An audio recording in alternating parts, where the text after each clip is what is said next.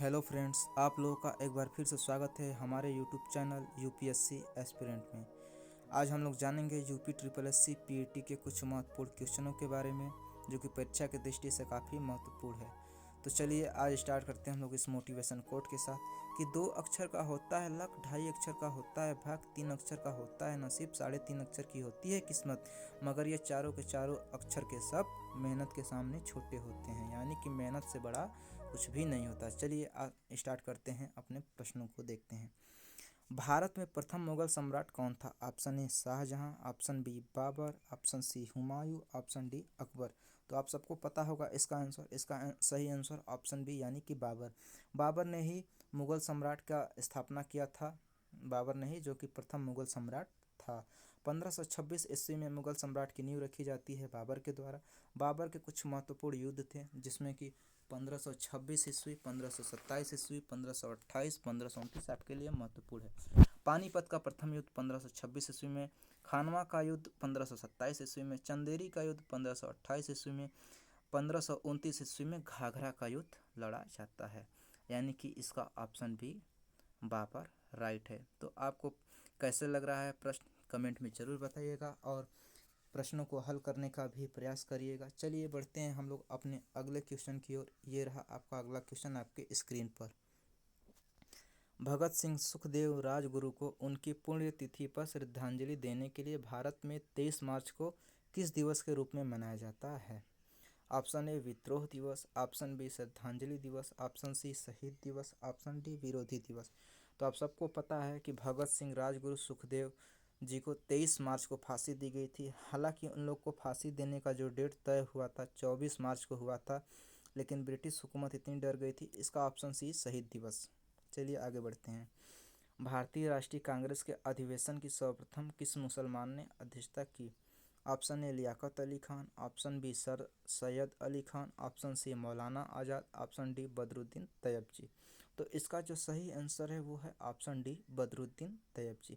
यानी कि जो बदरुद्दीन तैयब जी थे, उन्होंने राष्ट्रीय कांग्रेस के अधिवेशन के जो पहले मुसलमान थे, उन्होंने अध्यक्षता की थी। यानी कि बदरुद्दीन तैयब जी।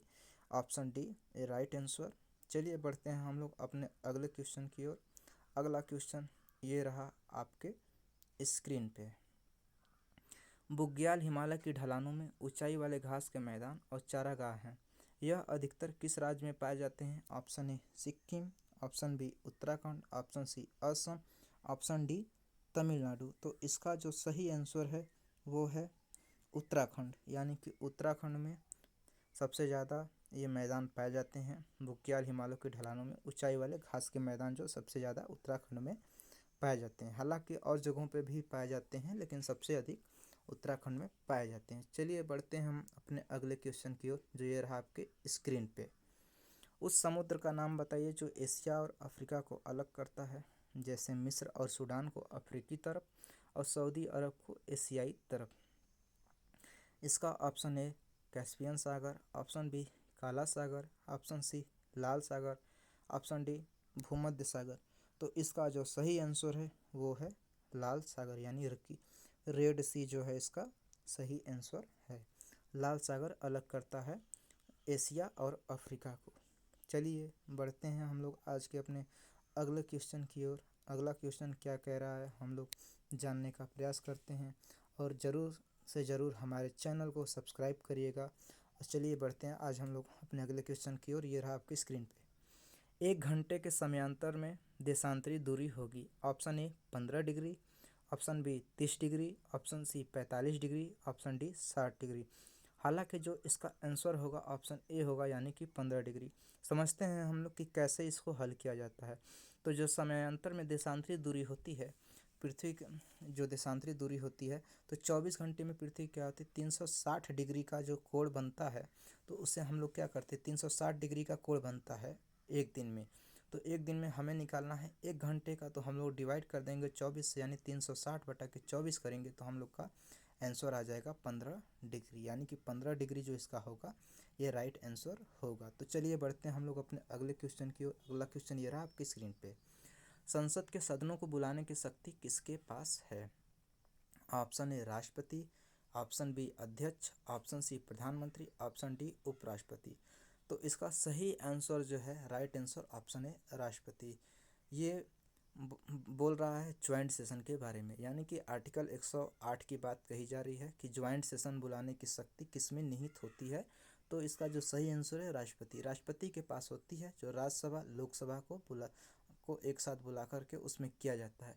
तो हालांकि आप लोग बताइएगा कि जब ज्वाइंट सेशन बुलाया जाता है तो ज्वाइंट सेशन की अध्यक्षता कौन करता है, लोकसभा के स्पीकर करते हैं या राज्यसभा के सभापति करते हैं। तो ये आप लोग कमेंट बॉक्स में ज़रूर बताइएगा कि जब ज्वाइंट सेशन बुलाया जाता है तो ज्वाइंट सेशन की अध्यक्षता कौन करता है। चलिए हम लोग बढ़ते हैं अपने अगले क्वेश्चन की ओर। अगला क्वेश्चन क्या कह रहा है, हम लोग अगले क्वेश्चन को देखेंगे। चलिए, ये रहा अगला क्वेश्चन आपके स्क्रीन पे। भारतीय संविधान के अनुसार संपत्ति का अधिकार क्या है। ऑप्शन ए मूलभूत अधिकार, ऑप्शन बी विधिक अधिकार, ऑप्शन सी दोनों, ऑप्शन डी इनमें से कोई नहीं। हालांकि इसका सही आंसर होगा विधिक अधिकार, यानी कि ऑप्शन बी इसका राइट आंसर है। जैसा कि हम लोग जानते हैं कि पहले क्या होता था कि जब सरकारें सड़कें या कुछ वैसा कार्य करने का प्रयास करती थी तो उसको संपत्ति का अधिकार जो था वो फंडामेंटल राइट्स में था, यानी कि मौलिक अधिकार आर्टिकल 31 के तहत। तो लोग वो काम होने नहीं देते थे, तो गवर्नमेंट ने क्या किया कि उसे 300A में डाल दिया। चलिए बढ़ते हैं अगले क्वेश्चन की ओर। भारत के संविधान के अनुसार भारतीय नागरिकों के मूल कर्तव्य निम्न में से क्या हैं। ऑप्शन ए राष्ट्रगान ध्वज आदि का सम्मान, ऑप्शन बी वैज्ञानिक प्रवृत्ति का विकास, ऑप्शन सी राष्ट्रीय व सांस्कृतिक विरासत का संरक्षण एवं परिरक्षण, ऑप्शन डी उपरोक्त सभी। हालांकि आप लोग का इस क्वेश्चन का आंसर पहले से ही पता हो गया होगा। इसका जो राइट आंसर होगा ऑप्शन डी, यानी कि उपरोक्त सभी कुछ है जो कि एक नागरिक का कर्तव्य यानी फंडामेंटल ड्यूटीज की बात कही जा रही। चलिए बढ़ते हैं अगले क्वेश्चन की ओर। सूचना का अधिकार किस पर आधारित है। ऑप्शन ए अनुच्छेद 14 के अंतर्गत निहित बातों को जानने का अधिकार, ऑप्शन बी 19A के अंतर्गत निहित बातों का जानने का अधिकार, ऑप्शन सी अनुच्छेद 21 के अंतर्गत निहित बातों को जानने का अधिकार, ऑप्शन डी अनुच्छेद 32 के अंतर्गत निहित बातों को जानने का अनुसार। इसका जो राइट आंसर है ऑप्शन बी इसका राइट आंसर है, यानी कि 19A के अंतर्गत निहित बातों को जानने का अधिकार। चलिए बढ़ते हैं हम लोग अपने अगले क्वेश्चन की ओर। अगला क्वेश्चन क्या कह रहा है, उससे पहले आप लोगों से रिक्वेस्ट है कि हमारे इस चैनल को सब्सक्राइब करिएगा। चलिए बढ़ते हैं अगले क्वेश्चन की ओर। ये रहा आपके स्क्रीन पे। भारत में बेरोजगारी संबंधी आंकड़े कौन जारी करता है। ऑप्शन ए संसद, option B NITI Aayog, option C गृह मंत्री, ऑप्शन डी वित्त मंत्री। हालांकि इसका जो सही आंसर है ऑप्शन बी, यानी कि नीति आयोग। नीति आयोग जो है कि जारी करता है भारत में आंकड़ों का, बेरोजगारी संबंधी आंकड़ों की, हमारे देश में बेरोजगारी कितनी है नीति आयोग जारी करता है। आप लोग कमेंट में ज़रूर बताइएगा कि संसद किस आर्टिकल के अंतर्गत आता है। चलिए बढ़ते हैं अगले क्वेश्चन की ओर। अगला क्वेश्चन क्या कह रहा है, किस योजना के अंतर्गत सरकार ने वह नीति बनाई जिससे हरित क्रांति का जन्म हुआ। तो ऑप्शन ए द्वितीय पंचवर्षीय योजना, ऑप्शन बी तृतीय पंचवर्षीय योजना, ऑप्शन सी चतुर्थ पंचवर्षीय योजना, ऑप्शन डी छठी पंचवर्षीय योजना। तो इसका जो सही आंसर है राइट आंसर ऑप्शन बी, यानी कि तृतीय पंचवर्षीय योजना। जैसा कि हम लोग जानते हैं कि प्रथम पंचवर्षीय योजना पंडित जवाहरलाल नेहरू जी के समय 1951 में स्टार्ट होती है, जो कि 1956 तक चलती है, जबकि द्वितीय पंचवर्षीय योजना 1956 में चलती है 1961 तक, और तृतीय पंचवर्षीय योजना 1961 से 1966। तो इसी तृतीय पंचवर्षीय योजना के दौरान हरित क्रांति का जन्म होता है। विश्व में हरित क्रांति के जनक एनी बोरलॉग, जबकि भारत में डॉक्टर एम एस स्वामीनाथन जी को माना जाता है। चलिए बढ़ते हैं अगले क्वेश्चन की ओर। निम्नलिखित में से कौन सा अप्रत्यक्ष कर का उदाहरण नहीं है। समझते हैं अप्रत्यक्ष कर क्या होता है और प्रत्यक्ष कर क्या होता है। अप्रत्यक्ष कर वह कर होता है जो आपको डायरेक्ट नहीं देना पड़ता है, जैसे जीएसटी। और आपका प्रत्यक्ष कर क्या होता है, जिसे डायरेक्ट ले लिया जाता है, जैसे बिक्री कर हो गया, उत्पादन शुल्क, सीमा शुल्क, ये सब क्या होता है, ये प्रत्यक्ष कर होता है। और इसमें कह रहा है कि निम्नलिखित में से कौन अप्रत्यक्ष कर का उदाहरण नहीं है। अप्रत्यक्ष कर का उदाहरण नहीं है, यानी कि व्यय कर। व्यय कर जो है अप्रत्यक्ष कर का उदाहरण नहीं है। अवमूल्यन का प्रमुख लक्ष्य होता है। अवमूल्यन का प्रमुख लक्ष्य होता है। ऑप्शन ए आयात को बढ़ावा देना, ऑप्शन बी निर्यात को बढ़ावा देना, ऑप्शन सी आयात व निर्यात दोनों को बढ़ावा देना, ऑप्शन डी आयात एवं निर्यात दोनों को हतोत्साहित करना। तो इसका जो सही आंसर है ऑप्शन बी, यानी कि निर्यात को बढ़ावा देना। निर्यात को बढ़ावा देना, इसका ऑप्शन भी सही है। चलिए बढ़ते हैं हम लोग अपने अगले क्वेश्चन की ओर कि हमारा अगला क्वेश्चन क्या कह रहा है। चलिए आज का जो आखिरी क्वेश्चन है उसकी ओर चलते हैं हम लोग और देखते हैं कि क्या कह रहा है। ये रहा आपके स्क्रीन पर आज का अंतिम क्वेश्चन। सार्वजनिक ऋण पर ब्याज किसका भाग है? ऑप्शन ए उद्यमियों द्वारा अंतरण भुगतान, ऑप्शन बी राष्ट्रीय आय, ऑप्शन सी सरकार द्वारा अंतरण भुगतान, ऑप्शन डी परिवार द्वारा व्यय भुगतान।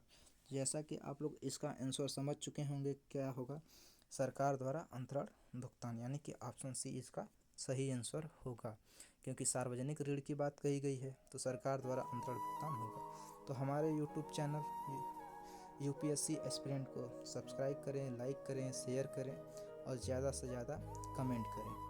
जय हिंद, धन्यवाद। चलिए मिलते हैं आपसे अगले वीडियो में।